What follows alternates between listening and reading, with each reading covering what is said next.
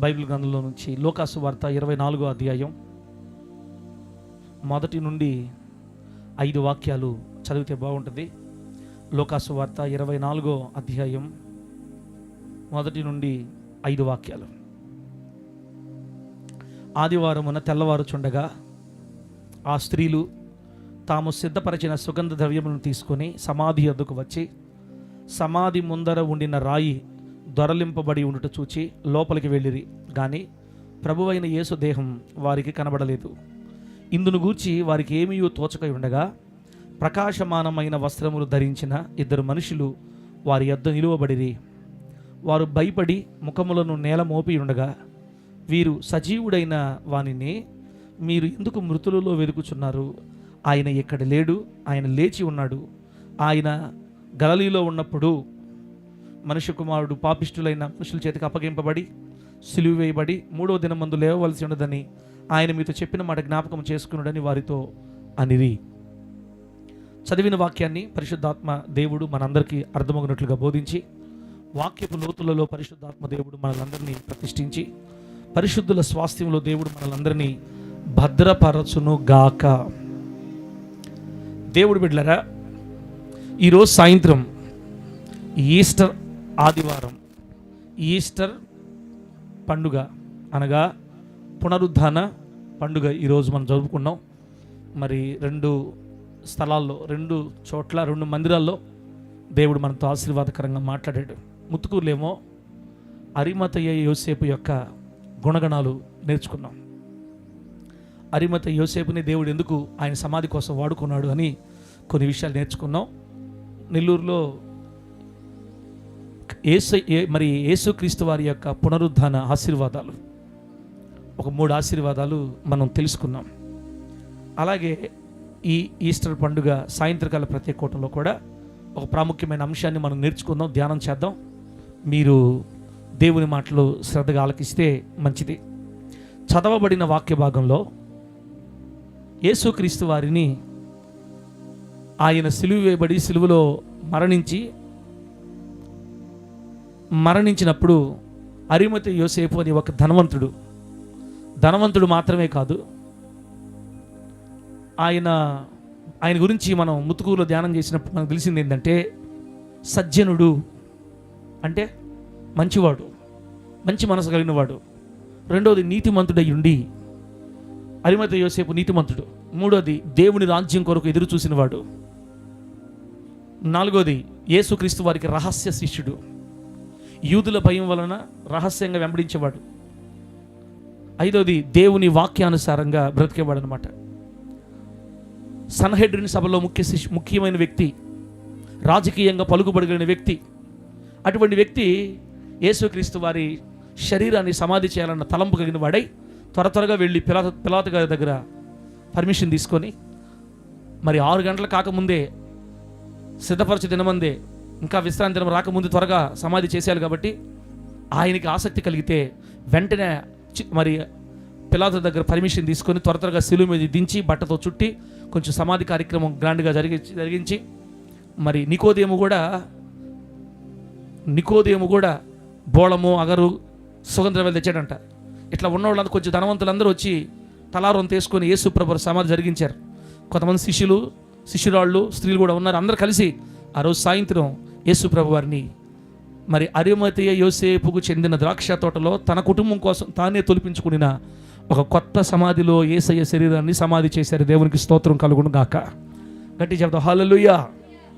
తర్వాత నెక్స్ట్ రోజు విశ్రాంతి దినం, శనివారం, 2వ రోజు విశ్రాంతి దినం.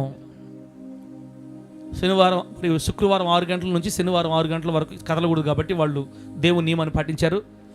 మరి శనివారం 6 గంటలకి ఆదివారం పెట్టేస్తుంది వాళ్ళకి. ఇంకా సాయంత్రం 6 అయిపోయింది కాబట్టి వాళ్ళు రాలేక ఆదివారం తెల్లవారుతా ఉండగా యేసు ప్రభు వారితో పాటు పరిచర్య చేసిన కొంతమంది స్త్రీలు సుగంధ ద్రవ్యాలు తీసుకొని ఆయన బాడీకి ఇంకా నీట్గా పోద్దామని సమాధి దగ్గరికి వచ్చారు. వచ్చిన తర్వాత మనకు తెలిసింది, వారు వచ్చి సమాధిలో తొంగి చూశారు కానీ యేసయ్య దేహం వారికి అక్కడ కనబడలేదు.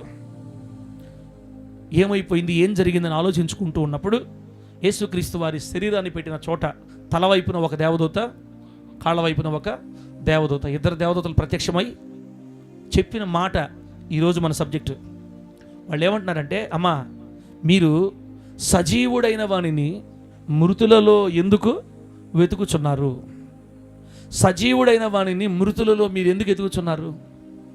ఆయన ఇక్కడ లేడు, ఆయన లేచి ఉన్నాడు. దేవునికి స్తోత్రం కలుగునుగాక. మీరు ఆల్రెడీ బ్రతికి ఉన్న వానిని మృతులలో సమాధుల్లో ఎందుకు ఎదుగుతున్నారు? ఆయన బ్రతికున్నప్పుడు గలిలీలో ఉన్నప్పుడు మీతో చెప్పలేదా, నేను మరి పాపిష్టి అయిన మనుషుల చేతకు అప్పగించబడి మరణించి సమాధిలో 3వ దినాన్ని నేను లేస్తాను ఆయన మీరు చెప్పారు కదా. ఆ మాటలు ఒకసారి మీకు జ్ఞాపకం చేసుకోండి అని దేవదూతలు శిష్యులతో చెప్పారు. తర్వాత వాళ్ళు అక్కడి నుంచి బయలుదేరి మనకి అర్థమవుతుంది. బిడ్లరా, ఈ మధ్య ఒక తమ్ముడు యూట్యూబ్లో ఒక మాట చెప్తాను విన్నా నేను.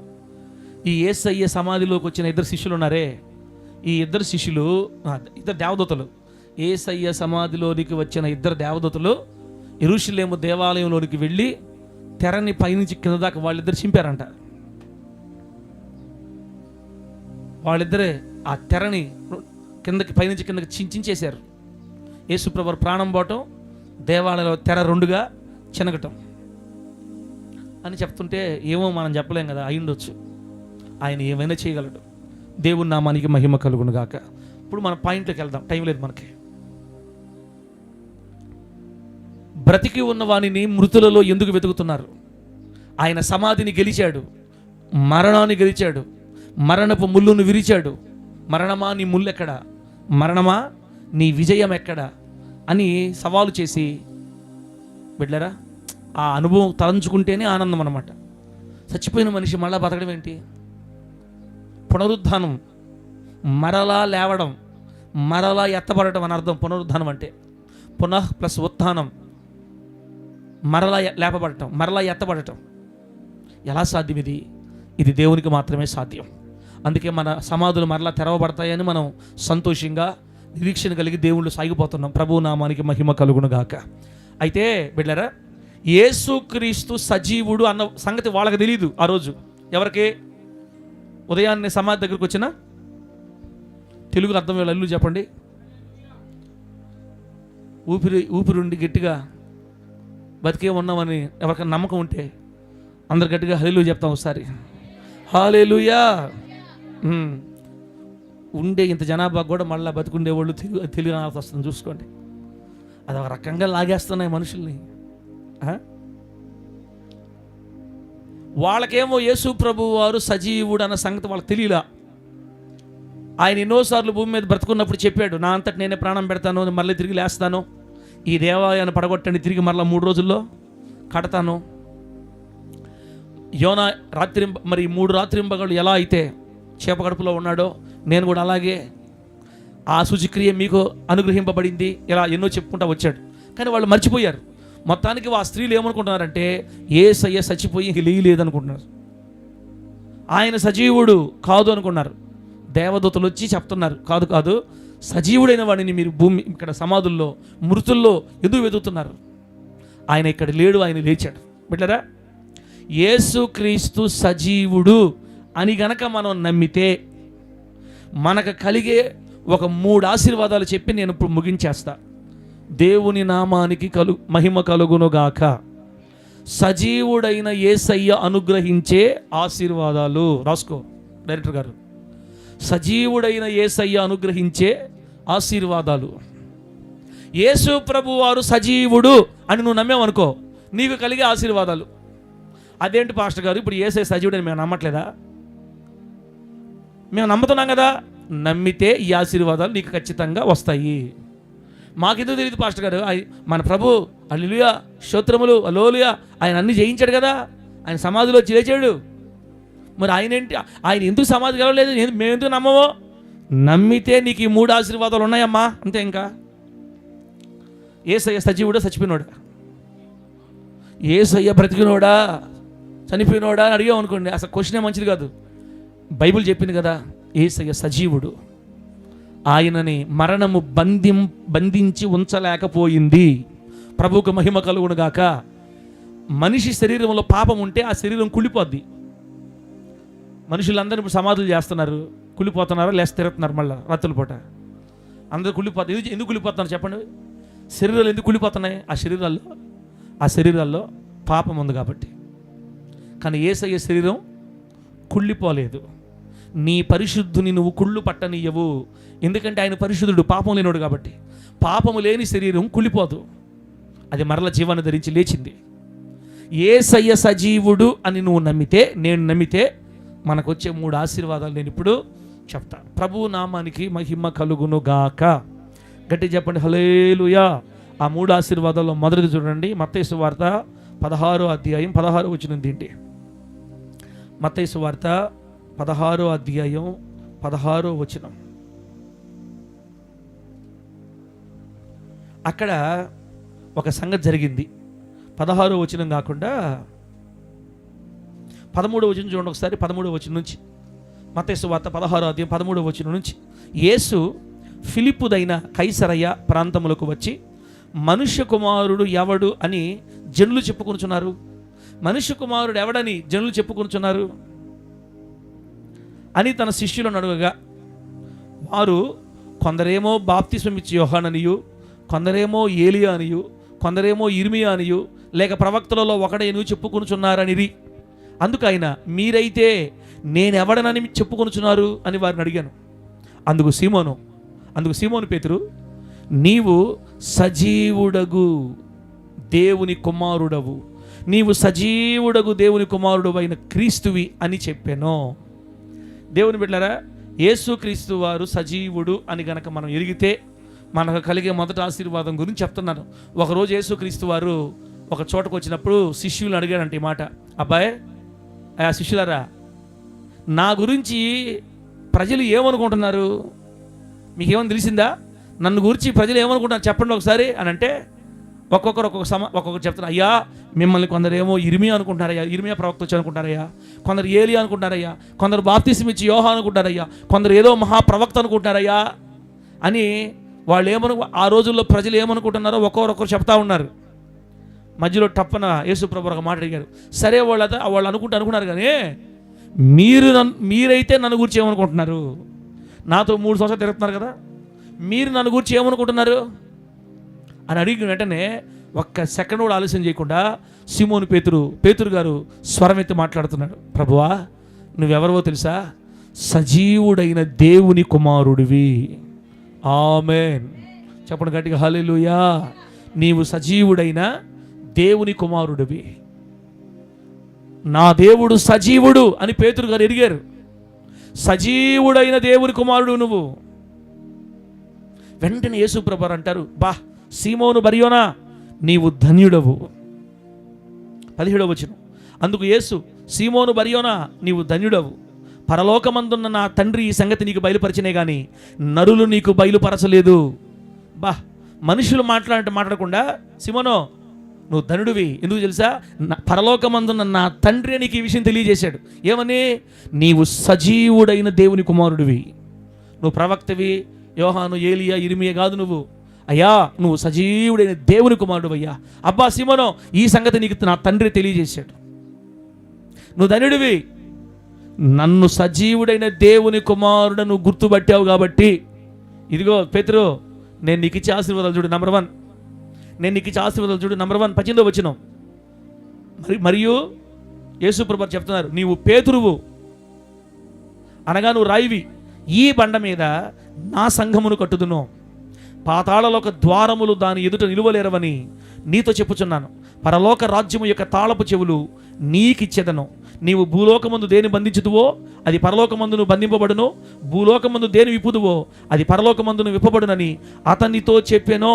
అటు పిమ్మట తాను క్రీస్తు అని ఎవరితో చెప్పవద్దని ఆయన తన శిష్యులకు ఖండితముగా ఆజ్ఞాపించాను. ప్రభు నామానికి మహిమ కలుగును గాక. గట్టిగా చెప్పండి హల్లెలూయా. బిడ్డలారా, మరి సీమోను పేతురు గారు యేసు ప్రభు వారిని సజీవుడైన దేవుని కుమారుడు అని నమ్మాడు కాబట్టి, ఇప్పుడు యేసు ప్రభు వారు పేతురు గారికి ఇచ్చిన మొదటి ఆశీర్వాదం ఏంటంటే, పేతురు నీవు బండవి, నువ్వు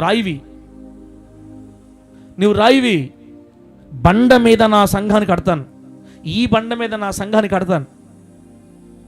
ఎంత చక్కని మాట చూడండి. మరియు నువ్వు పేతురువు, ఈ బండ మీద నా సంఘమును కట్టుదును అని.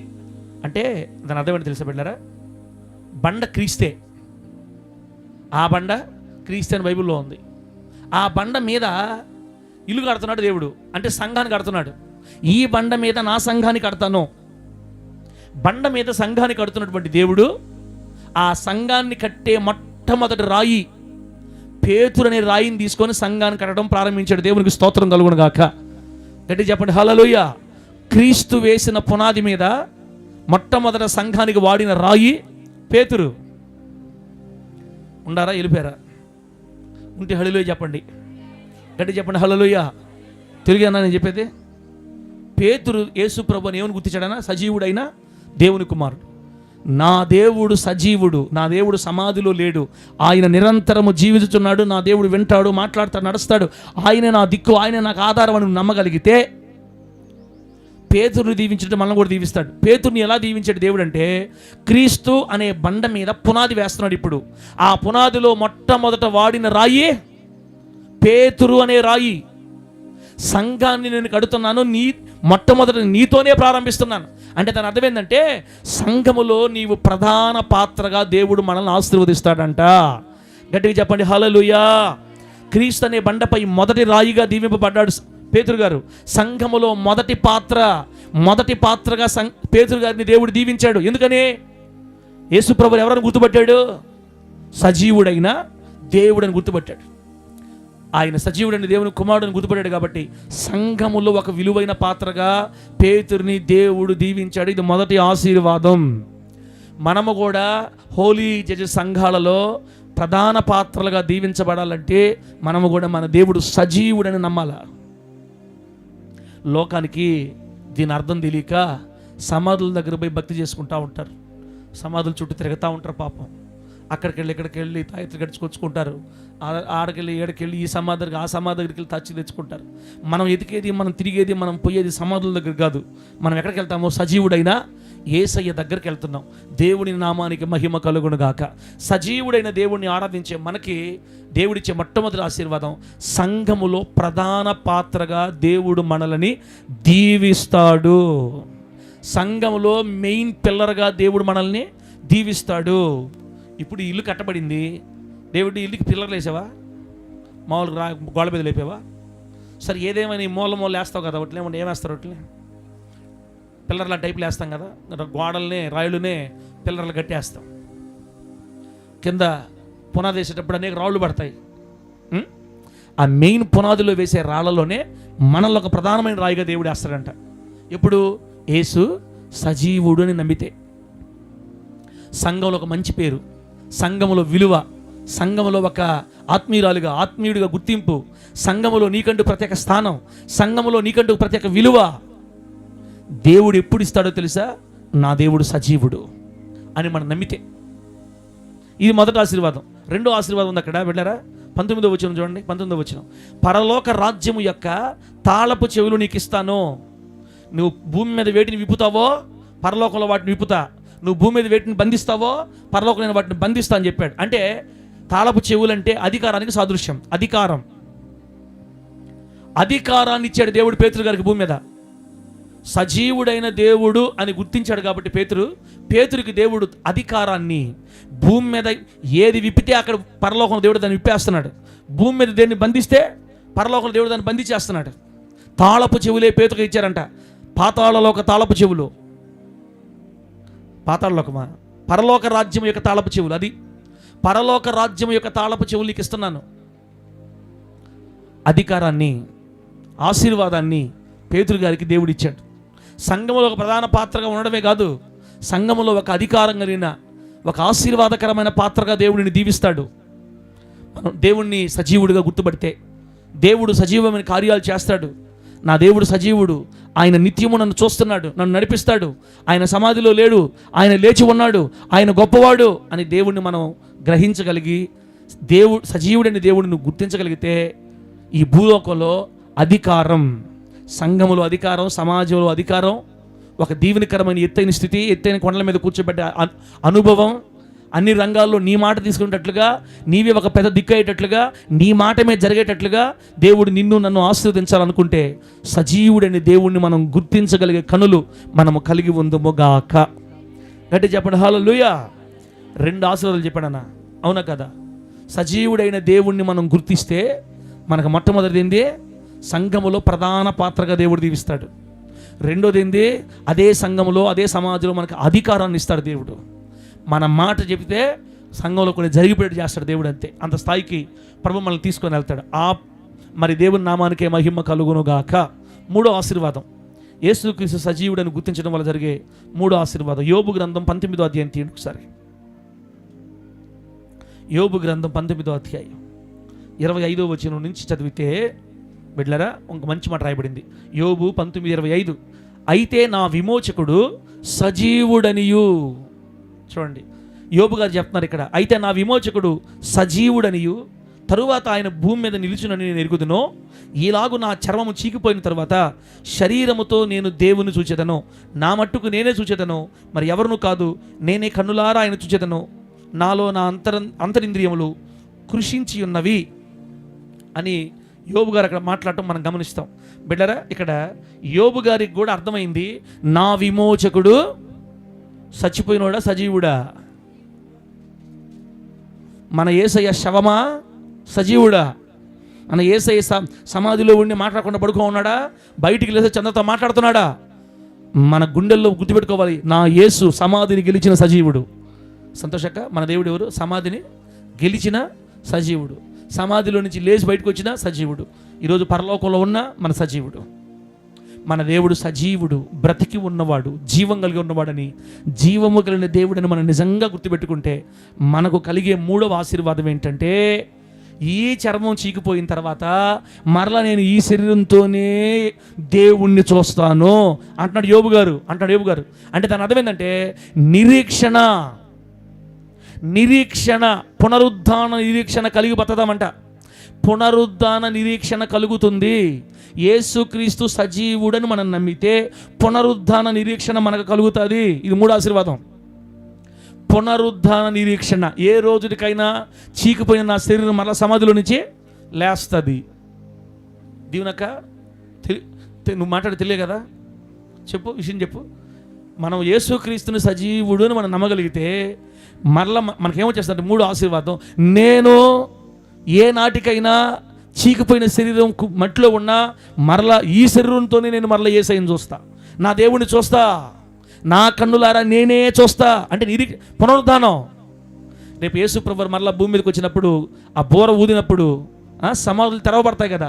ఈ చీకిపోయిన కుళ్ళిపోయిన శరీరాన్ని మళ్ళా రెప్పపాట్లు శరీరాలు మారిపోతాయి కదా. దాని గురించి చెప్తున్నాడు యోబు గారు. 1000 సంవత్సరాల క్రితమే యోబు గారికి అర్థమైపోయింది, మనకు మరలా ఖచ్చితంగా ఈ కళ్ళతోనే దేవుణ్ణి చూస్తామని. పునరుద్ధాన నిరీక్షణ ఈ రోజుల్లో క్రైస్తువులు తప్ప బయట ఎవ్వరికి ఉండదు. ఈ నిరీక్షణ బయట వాళ్ళకి పోయి ఈ లోకంలో ఏది నీకు ఇష్టమైంది ఏది, నువ్వు బాగా ఇష్టపడేది ఏంది, ఈ లోకంలో నీ కోరికలు ఏంటని అడిగామనుకో, వాళ్ళు ఏమంటారు చెప్పండి? యేసు ప్రభుని నమ్ముకోవాలి, యేసు ప్రభుతోనే బతకాలి, యేసయ్య కోసమే అంటారా బయట వాళ్ళ? డేవిడ్, మీరిద్దరు ఎగ్జామ్ మీద ఎగ్జామ్ రాస్తున్నారు. డేవిడ్, మామూలు ఎగ్జామ్ కదా మీ ఇద్దరు రాసేదే. ఏమన్నా డేవిడ్ ఇంత రాసుకోండి డేవిడ్ మీరిద్దరా? చెప్పండి ఏంది? బయట వాళ్ళు మనం పోయి మీకున్న జీవితంలో మీకున్న మెయిన్ కోరికలు, మీకు బాగా ఇష్టమైన కోరికలు చెప్పండి అంటే యేసు ప్రభుని నమ్ముకోవాలి, అదే మా కోరిక అంటారా? అది అనరు. వాళ్ళు ఏమంటారు? 4 ఫ్లోర్లు ఇల్లు కట్టాలి, 50 సవర్లు బంగారు కొనాలి, పెద్ద కారు ఒకటి కొనాలి, పిల్లలకు జాబు రావాలి, పెళ్ళిళ్ళు చేయాలి, మనవలు పుట్టాలి, వారసులు పుట్టాలి. ఈ మాటలు తప్ప యేసు ప్రభుని నమ్ముకోవాలి, ఆయన నేను మళ్ళా కళ్ళతో చూడాలి, సమాధిలోంచి లేయాలన్నా మనం చెప్పిన మాట, అయ్యా సమాధిలోంచి లేస్తాము, మళ్ళీ దేవుడు నోరుబాయ్ అంటారు మనల్ని. ఎందుకు వాళ్ళకి ఆ పునరుద్ధాన నిరీక్షణ లేదు. నీకు పునరుద్ధాన నిరీక్షణ గుండెల్లో రావాలంటే యేసు సజీవుడని మనం నమ్మితేనే మనకు ఆ నిరీక్షణ వస్తుంది. ఇప్పుడు మనకు ఆ నిరీక్షణ ఉంది అని ఎలా చెప్పగలుగుతున్నామంటే, మనలో ఆ నిరీక్షణ ఎందుకు ఉందంటే దేవుడు సజీవుడని మనం నమ్ముతున్నాం కాబట్టి. మన యేసయ్య సమాధిని గెలిచి లేచాడు. ఈ రోజుకి యేసయ్య సమాధి ఖాళీగా ఉంది. ఖాళీగా ఉన్న ఆ సమాధి వల్ల మనందరికీ విశ్వాసం కలిగింది. ఒకరోజు మన సమాధులు కూడా ఖాళీలు అయిపోతాయి. మనము కూడా చీకిపోయి, ఒకవేళ శరీరం చీకిపోయినా మరలా ఇదే శరీరంతో కన్నులారా యేసయ్యను చూస్తాం యేసు నామములో. గట్టిగా చెప్పండి హల్లెలూయా.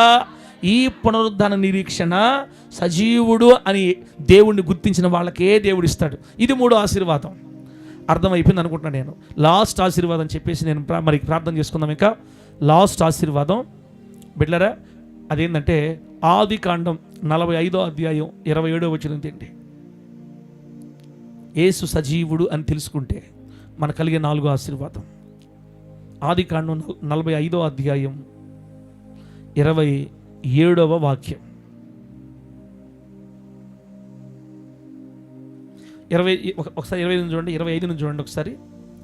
వారు ఐగుప్తు నుండి బయలుదేరి కనాను దేశమునకు తన తండ్రి అయిన యాకోబునొద్దకు వచ్చి, యోసేపు ఇంకా బ్రతికి ఉండి ఐగుప్తు దేశం అంతటిని ఏలుచున్నాడని అతనికి తెలియజేసిరి. అయితే అతడు వారి మాట నమ్మలేదు గనుక అతడు నిశ్చేష్టుడాయనో. అప్పుడు వారు యోసేపు తమతో చెప్పిన మాటలన్నిటినీ అతనితో చెప్పిరి. అతడు తన్ను ఎక్కించుకుని పోవుటకు యోసేపు పంపిన బండ్లు చూచినప్పుడు వారి తండ్రి అయిన యాకోబు ప్రాణము తెప్పరిల్లెనో. అప్పుడు ఇశ్రాయేలు, ఇంతే చాలును, నా కుమారుని యోసేపు ఇంకా బ్రతికి ఉన్నాడు, నేను చావక మునుపు వెళ్ళి అతన్ని చూచెదనని చెప్పాను. దేవునికి మహిమ కలుగును గాక. గట్టి చెప్పండి హల్లెలూయా. ఈ సందర్భంలో కూడా ఒక ఆశీర్వాదం ఉంది. 11 మంది అన్నదమ్ముళ్ళు లేకపోతే 10 మంది అన్నలు కలలుగానే యోసేపు మీద కక్ష కట్టి ఫుల్లుగా కొట్టి నీళ్ళు లేని బావిలో పడేశారు. చంపేద్దాం అనుకున్నారు. దేవుని దయని బట్టి తప్పించుకొని మిద్యానులకు అమ్మేస్తే వాళ్ళు పోయి ఐగుప్తులు అమ్మేశారు. సంవత్సరాలు కాలచక్రం దొరికిపోయింది. కాలచక్రం గిర్రం తిరిగింది. కాలచక్రం గిర్రం తిరిగితే కానాన్ దేశంలో కరువు వచ్చింది. కరువు వచ్చేస్తే ఆహారం దొరకకపోతే ఆ ఊరికి ఒక విషయం తెలిసింది, ఆహారం కావాలంటే ఐగుప్తులో ఉంది అని. ఐగుప్తులో ఆహారం ఉందనిపోతే యాకోబు చెబుతున్నాడు, మీరు వెళ్ళి ఆ ఆహారం కొనుక్కోరాకుండా అని పిల్లల్ని పంపించాడు డబ్బులు ఇచ్చి. వాళ్ళు ప్రయాణం చేసి ఐగుప్తులోకి వచ్చి రాజనగరంలోకి వచ్చారు. అక్కడ ఆహార శాఖ మంత్రిగా పనిచేసేది ఎవరు? వారి తమ్ముడైన యోసేపు. ఎవరైతే మాకు ఎందుకు ఏమైనా చూస్తున్నారు. కొంతమంది బైబిల్ చూసుకుంటున్నారు, కొంతమంది అదొక రకంగా చూస్తున్నారు, కొంతమంది కళ్ళు మూసుకుంటున్నారు, కొంతమంది ఎవరు ఫోజులు కొడుతున్నారు. మొత్తం మీద సూపులతో నన్ను గుచ్చి కూడా చంపుతున్నారు. ఏం చేద్దాం?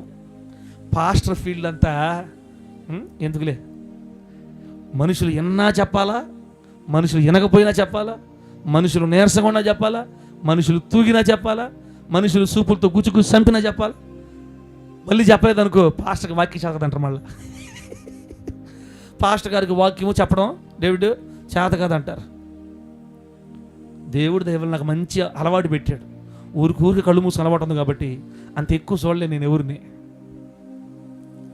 నా ప్రభువైన యేసయ్య మిమ్మల్ని దీవించును గాక. మీరు వినినా మీరు వినకపోయినా నేను చెప్పాలనుకుంది చెప్పే ఆపతా యేసునామములో అంతే. ఈ మైకు చేతిలో ఉన్నంత వరకు బాధ్యత నిర్వర్తించాల్సిందే. అదేందో తెలియదు, అట్టుంటది. సరేలే, మనకి ఎప్పుడు ఉండే ఇప్పుడు ఆహారానికి అడగపోయారనా ఐగుప్తులోకి పోయారు. అయితే యోసేపును వాళ్ళు గుర్తుపట్టలేదు. వాళ్ళు చాలా సంవత్సరాల క్రితం అమ్మేశారు కాబట్టి గుర్తుపట్టలేదు. మొత్తం యోసేపు గారు ఐగుప్తీల వస్త్రధారణలో ఉన్నారనమాట. కానీ యోసేపు ఆ అన్నల్ని గుర్తుపట్టేశాడు. దొరికిపోయారు, మా అన్నోళ్ళు వచ్చేసారు, మా అన్నోళ్ళు లోపల కొన్నాడు కానీ బయట వాళ్ళ. మొత్తానికి వాళ్ళని ఎగసాట్లు పెట్టి వాళ్ళని కావాలని తిట్టి వాళ్ళని ఎదిరించి వాళ్ళని బెదిరించి మొత్తానికి 1-2 సార్లు వాళ్ళని తిప్పి లాస్ట్కి ఇంక తట్టుకోలేక వాళ్ళు ఏడుస్తుంటే తట్టుకోలేక అందరిని బయటికి వెళ్ళిపోమని చెప్పి ఐగుప్తులందరినీ బయటికి వెళ్ళిపో అందరు తరివేసి మొత్తానికి వాళ్ళందరూ అన్నదమ్ముల ముందు వచ్చి అన్నలారా, అనయ్యా, పెదనయ్య, రూబెనయ్యా, నేనే యోసేపునని ఏడ్చేసాడు అందరి ముందు. ఇక అన్నలు తమ్ముళ్ళు అందరూ పట్టుకొని అన్నలు పట్టుకొని ఒకరొకరు కగులించుకొని ముద్దులు పెట్టుకొని ఏడ్చారు. ధ్వంసం అయిపోయింది మొత్తం. వాళ్ళు ఆశ్చర్యపోయారు, ఒకరు చూసుకుంటారు. రే రూబేనా, యోదా, రే బాబు దాను ఫుల్ కోటికిరా మనక. ఒరే ఆ రోజు నేను చెప్పా కొట్టబాకరా యోదా చెప్తాను. యోదా రే రూబేను ముక్కు మీద గుద్దొద్దు వాడిని, నా మాట ఇంట చచ్చిపోతారా నేను చెప్పా. మీరేమో వాడు బతితే చస్తే అయిందని ముక్కు మీద కొట్టారు. అదిగో ఇప్పుడు ఇక్కడ అధికారి అయిపోయి మన తమ్ముడు ఆజ్ఞ లేకుండా ఒక్క మనిషి చెయ్యి ఎత్తట్లా దించట్లా. వాడు ఆరాధించే దేవుడు వాడిని ఇంత గొప్ప సాగి తెచ్చేశాడు. ఇప్పుడు ఆ కోపం అంతా మన మీద ఖచ్చితంగా తీర్చుకుంటాడు. నయ్యా నువ్వే కొట్టావు, నీకే కోటింగ్ ఎక్కువ అని ఒకరొకరు గొసగొస మాట్లాడకుండా వెళ్ళిపోతున్నారు వాళ్ళు. ఒరే నిజమేరా అనయో అనే నిజమేనా, నేనే అనే వాడిని కొట్టింది బాగా అయిపోయిందనే నాక, ఈరోజు చెత్త రేపేసాడని నన్న జైల్లో వేసాడనయ్యా అయిపోయిందన్న మాట కూడా రాట. వాళ్ళు ఆ విధంగా అందరూ కలుసుకొని భయపడతా ఉంటే మొత్తం మీద వాళ్ళకందరికి భోజనాలు పెట్టించి, అన్నయ్య మీరు అనుకోవద్దు, మీరు ఏదో చేయాలనుకున్నారు కానీ దేవుడు దాన్ని మంచిగా చేశాడు, ఈరోజు నేను రాకపోతే మీరు ఇట్లా బతికేవాళ్ళు కాదు కదా, మీ కొరకే నన్ను ఇట్లా చేశాడు దేవుడు అని.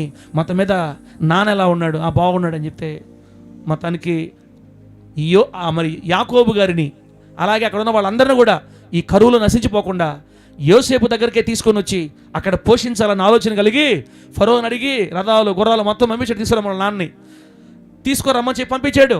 ఈ గుర్రాలు రథాలు బండ్లు మొత్తం వేసుకొని మరి కనాన్లో ఉన్నటువంటి యాకోబు గారి గుర్రాల దగ్గరకు వచ్చి ఆగిని, బండ్లన్నీ గుర్రాలు రథాలు మొత్తం వచ్చి ఆగిని. ముసలోడు కదా ఎవరికేం కనపట్లా, నానా నానా డాడీ డాడీ అంటూ వచ్చారు అందరూ. ఏవరా తెచ్చారా, ఆహారాలు తెచ్చారా? ఆహారాలు ఏంది నాన్న, నీకు మంచి గుడ్ న్యూస్ చెప్తా చెప్పి ఈనో. ఏందయ్యా ఏంది గుడ్ న్యూస్? ఇదిగో నువ్వు ఎంతో ముద్దుగా ప్రేమించిన నీ గారాల బిడ్డ ఎవర్రా? అదే నీ గారాల బిడ్డ తమ్ముడు యోసేపు. చచ్చిపోయాడు కదరా? లేదు నాన్న చచ్చిపోలేదు. నీ కుమారుడు ఇంకా బ్రతికి ఉండి ఐగుప్తులో ఏలుచున్నాడని చెప్పారంట. దేవునికి స్తోత్రం కలుగునుగాక. యోసేపు ఇంకా సజీవుడై ఉన్నాడు, ఇంకా బ్రతికున్నాడు, బ్రతికి ఐగుప్తుని ఏలుతున్నాడు. రేపో గమ్మండ్రా ఓకే ముసలోని నేర్పిస్తారు ఎందుకు మీరు? అసలు వాడు మాటలు ఎందుకు? చచ్చిపోయినాడు మాటలు లేదు నాన్న, సావలేదు, బ్రతికున్నాడు నాన్న, దేశాన్ని ఏలుబడి చేస్తున్నాడు నాన్న. రే ఎందుకురా నన్ను ఇట్లా ఏడిపించుకోదంటారు నాన్న, ఇట్రా బయటిరా అని యోసేపు పంపిన బండ్లు రథాలు గుర్రాలు చూపిస్తే అప్పుడు నమ్మకం కలిగింది ఎవరికి? వాళ్ళ నాన్నకి. అప్పుడు వాళ్ళ నాన్న అంటాడు, అమ్మా దేవా నాకంతే చాలు, నా కొడుకు బ్రతికి ఉన్నాడు. దేవునికి స్తోత్రం కలుగును గాక. నా కొడుకు సజీవుడై ఉన్నాడు, నా కొడుకు ఇంకా బ్రతికున్నాడు, త్వరగా వెళ్ళి నా కొడుకుని నేను చూస్తా, త్వరగా వెళ్ళి నా బిడ్డను నేను చూస్తా అని మాట్లాడుతూ ఉంటే బైబిల్ అక్కడ ఒక ఆశీర్వాదాన్ని రాసింది. అక్కడ దేవుడు రాయించాడు. అక్కడ ఎప్పుడైతే ఈ మాటలు యాకోబు విన్నాడో, యోసేపు సజీవుడై ఉన్నాడన్న సంగతి యాకోబుకు తెలిసిందో, యాకోబు ప్రాణము తెప్పరిల్లెను. దేవునికి స్తోత్రం కలుగును గాక. చెప్పండి గట్టిగా హల్లెలూయా. యాకోబు ప్రాణము తెప్పరిల్లెను. తెప్పరిల్లడం అంటే ఉజ్జీవింపబడటం అని అర్థం, మరలా శక్తి పుంజుకోవడం అని అర్థం, మరలా మునుపటి ఆనందంలోకి రావడం అని అర్థం. తెప్పరిల్లింది యాకోబు ప్రాణం. బైబిల్ గ్రంథంలో యోసేపు గారిని యేసయ్యకి సాదృశ్యంగా పోలుస్తారు. యోసేపుని యేసుక్రీస్తు వారికి సాదృశ్యంగా పోలుస్తారన్నమాట. యేసు ప్రభువులో యోసేపులో ఈక్వల్గా ఉండే కొన్ని లక్షణాలు ఉంటాయి. యోసేపుని కొన్ని సందర్భాలు యేసుక్రీస్తు వారికి పోలుస్తారు. యోసేపు సజీవుడు అన్న సంగతి యాకోబుకు తెలిసినప్పుడు యాకోబు ప్రాణం తెప్పరిల్లింది. యేసు ప్రభు సజీవుడు అని మనం తెలుసుకుంటే మన ప్రాణాలు కూడా ఖచ్చితంగా తెప్పరిల్లుతాయి. దేవునికి స్తోత్రం కలుగును గాక. ఉజ్జీవం కలుగుతుంది, మరలా ధైర్యం తెచ్చుకుంటాము, మరలా శక్తిని పొందుకుంటాము. ఎప్పుడైతే యేసయ్య సజీవుడు నువ్వు ఎరుగుతావో, ఓడిపోయిన నీ వ్యాపారంలో మరలా నిలిచి నిలబడతాం యేసు నామములో. పడిపోయిన కుటుంబ వ్యవస్థ మరలా కట్టబడదు యేసు నామములో. అన్నిట్లో అపజయాల పాలై అయిపోయింది నా జీవితం అనుకున్న చోట తిరిగి మరలా ఉజ్జీవింపబడి తెప్పరిల్లుతాం. తెప్పరిల్లి బ్రతికేనో అని ఉంటుంది. సంసోను గారి విషయంలో తెప్పరిల్లి బ్రతికేనో. అతను 1000 మందిని చంపాడా?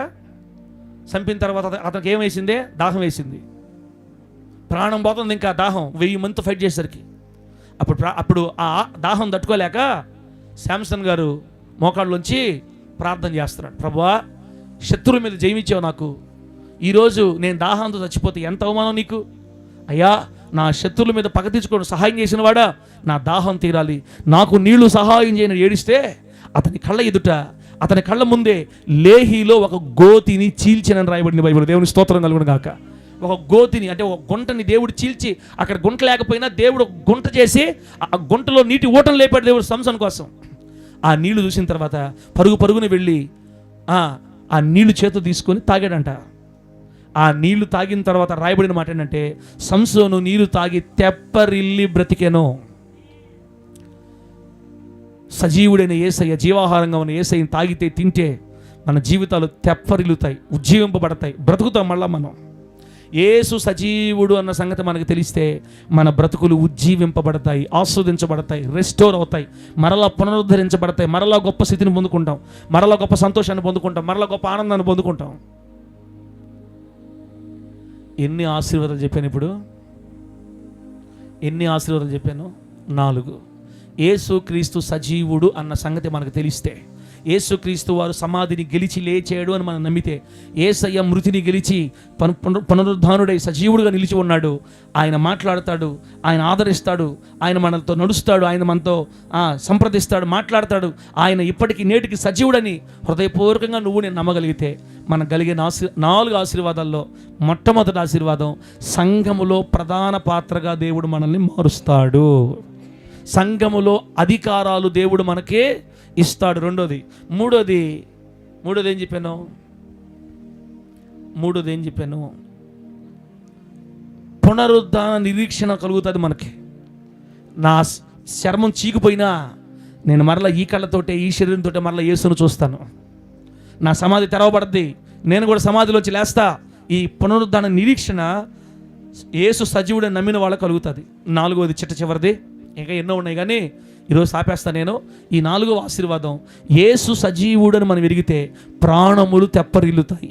అయిపోయింది నా జీవితం అనుకున్నప్పుడు, ఈ అప్పుల వల్ల, ఈ మనశ్శాంతి జీవితం వల్ల, ఈ అనుమానాల వల్ల, నా పిల్లల జీవితాల వల్ల, చెడిపోయిన నా పిల్లల పరిస్థితి వల్ల అయిపోయింది, నా ఫ్యామిలీ అయిపోయింది, కూలిపోయింది, నా వంశమే దెబ్బతినిపోయింది, మరి క్లోజ్ అయిపోయింది, మొత్తం ఈరోజుతో అవుట్, నా బ్రతికే వేస్ట్ అనుకున్న స్థాయిలో నుంచి మన ప్రాణాలు తెప్పరిల్లి బ్రతికేటట్లుగా, తిరిగి మరలా ఉజ్జీవపడేటట్లుగా, మొదటి కంటే శ్రేష్టమైన స్థానంలోకి వెళ్ళేటట్లుగా ఆయన బ్రతికి ఉన్నాడు, సజీవుడై ఉన్నాడు అన్న సంగతి మనల్ని ఆ విధంగా బ్రతికిస్తుందని, తెప్పరిల్లా చేస్తుందని దేవుని వాక్యం తెలియచేస్తుంది. దేవుని నామానికి మహిమ కలుగును గాక. యాకోబు ప్రాణం తెప్పరిల్లినట్టుగా ఈ రాత్రి మన ప్రాణాలు కూడా తెప్పరిల్లుతాయి, యేసు సజీవుడు అని తెలుసుకుంటే. నాకు తెలిసి ఇక్కడ ఉండే వాళ్ళందరూ కూడా నమ్మారనుకుంటున్నాను నేను. యేసయ్య సజీవుడని మనము నమ్ముతున్నాం, యేసయ్య సమాధిని గెలిచాడని మనము నమ్ముతున్నాం, ఆయన శవం సమాధిలో లేదు, ఆయన లేచాడని నమ్ముతున్నాం, ఆయన లేచి ఇప్పుడు పరలోకంలో ఉండడని నమ్ముతున్నాం. ఇలా నమ్మే వాళ్ళందరూ ఈ 4 ఆశీర్వాదాలు పొందుకుంటారు. ఎవరి మాటలు వినకుండా యేసయ్య లేవలేదు, ఏమి లేదు, అదేమి లేదు, ఇదేం లేదు, అసలు సమాధి లేదు, ఏమి లేదు, ఆ మాటలు నమ్మకుండా వాక్యం పట్టుకొని వాక్యపు లోతుల్లో నడిచి యేసు సజీవుడని ఎరిగి ఆయన సజీవుడైనందువల్ల మనకు వచ్చే ఆశీర్వాదాలను పొందుకొని సంతోష సమాధానాలతో ఈ లోకంలో మనము సాగిపోవుదుము గాక. గట్టి చెప్పండి హల్లెలూయా. యేసయ్య సజీవుడు అన్న ఆ స్మరణలో ఉన్నటువంటి ఆశీర్వాదాలన్నీ మనందరికి దేవుడు మెండుగా అనుగ్రహించును గాక. కళ్ళు మూసుకోండి, ప్రార్థన చేసి ఈ మాటలు మనం ముగించుకుందాం.